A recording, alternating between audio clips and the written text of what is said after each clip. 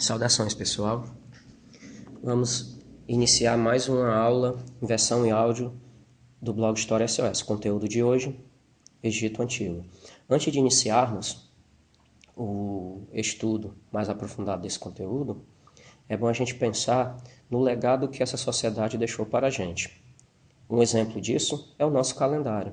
O nosso calendário, denominado calendário gregoriano, foi influenciado pelo calendário egípcio, tendo em vista que ambos são baseados no Sol, ou seja, são calendários solares. Fora também que algumas palavras, como alquimia, química, saco, papel, que usamos na nossa língua, são de origens egípcias.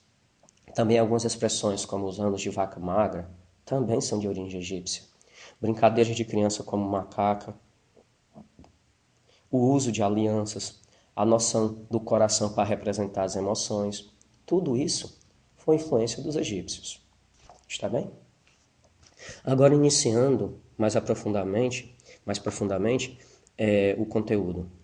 O Egito Antigo é a expressão que define a civilização da antiguidade, que se desenvolveu no canto nordeste do continente africano, tendo como fronteira a norte o mar Mediterrâneo, a oeste o deserto da Líbia, a leste o deserto da Arábia e a sul a primeira catarata do rio Nilo. O processo de ocupação do Egito vai iniciar-se com as mudanças do Neolítico. Ao longo da história egípcia, a organização político-social estruturou-se em torno da terra e dos canais de irrigação, tendo o Estado despótico controle de toda a estrutura econômica, social e administrativa. A civilização egípcia foi uma das primeiras grandes civilizações da humanidade e manteve durante a sua existência uma continuidade nas suas formas políticas, artísticas, literárias e religiosas. Como assim? Por mais que às vezes tivesse crises, ela sempre manteve suas características. Nós vamos ter também uma divisão da história egípcia em 3 fases, denominados Alto Império, Antigo Império, Médio Império e Novo Império, que vamos aprofundar daqui um pedacinho. Antes, no chamado período pré-dinástico, ou seja, antes de existir um rei, o Egito ele era todo dividido em pequenas tribos. Essas tribos tinham nomes de nomos. Então, se elas tinham nome de nomo, o líder dessas tribos era chamado de nomarca. Está bem? No Antigo Império, o faraó Menés vai iniciar uma guerra contra todos os nomos com o objetivo de unificar. No Médio Império é que você vai ter esse processo de unificação completado. Está bem? Sendo que no Médio Império também, você vai ter o quê? O povo egípcio vai ser controlado pelos Hicsos. Quem eram esses Hicsos? Se você relembrar alguma coisa que você já tenha lido ou assistido, por exemplo, sobre José do Egito, você há de lembrar que foi um escravo que se transformou em governador do Egito. Mas por que isso? Porque o faraó não era um egípcio. O faraó era um Hicso, que é um povo que são parentes dos hebreus. Quando os Hicsos foram expulsos pelos egípcios, o que foi que aconteceu com os hebreus? Se transformaram em escravos. No Novo Império, ao mesmo tempo que vai ser um período que o Império Egípcio vai crescer mais ainda, também com o tempo vai ser um período que vai iniciar a decadência do Império Egípcio. No caso da sociedade egípcia, a sociedade do Antigo Egito apresentava estrutura fortemente hierarquizada, ou seja, na posição que você nasceu, você vai morrer. Se nasceu pobre, vai morrer pobre. Se nasceu artesão, vai morrer artesão. Em termos gerais, podem distinguir-se 3 níveis com uma importância decrescente. Como assim? Você começa pelo faraó, os nobres e altos funcionários. Depois, você vai ter os funcionários, escribas, altos sacerdotes e generais. E por último, você vai ter os agricultores, artesãos, camponeses. E na base da pirâmide você vai ter os escravos. Quer dizer que nós podemos dividir essa pirâmide entre dominantes e dominados. Dominantes, a elite da sociedade. Dominados, os demais. Uma coisa bem interessante que você tem que saber com relação à sociedade egípcia é que a mulher ela possuía muitos direitos. Por exemplo, ela podia pedir divórcio, inclusive ficar com metade dos bens do marido.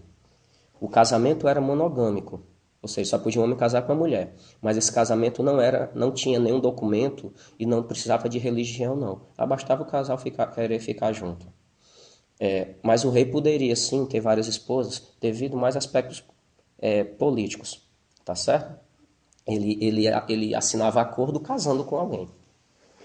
Na economia, a economia do Antigo Egito era baseada basicamente na agricultura, mas você também vai ter a utilização do comércio e da criação de animais. No caso da religião, você vai ter algumas características básicas. Primeiro, tá certo? É bom você saber que a religião egípcia ela é tradicionalmente classificada como uma religião politeísta. Para vocês terem ideia, se conhece mais de 2.000 deuses. Fora isso, uma outra característica da religião egípcia é a forma que seus deuses aparecem. Ou seja, muitos aparecem de uma maneira antroposomórfica, ou seja, deuses metade homem e metade animal.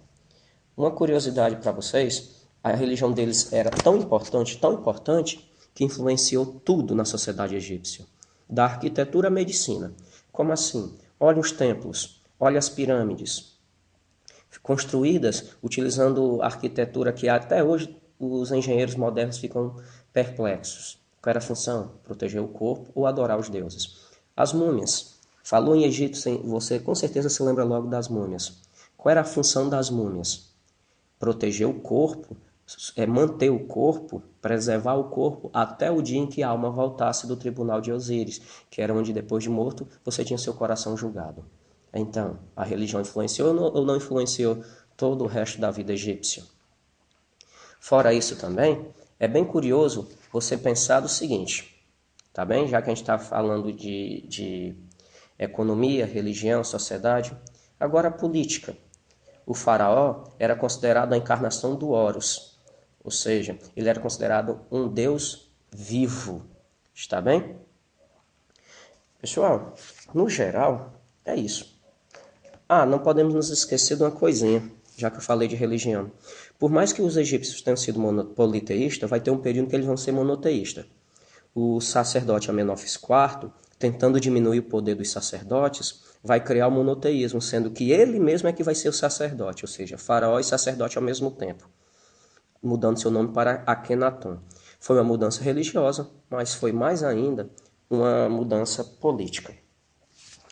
Pessoal, foi só isso mesmo, é um resumo para facilitar o estudo de vocês. Utilizem o resumo do blog, prestem atenção nas aulas e utilizem um livro didático. Muito obrigado, tchau, tchau, até a próxima.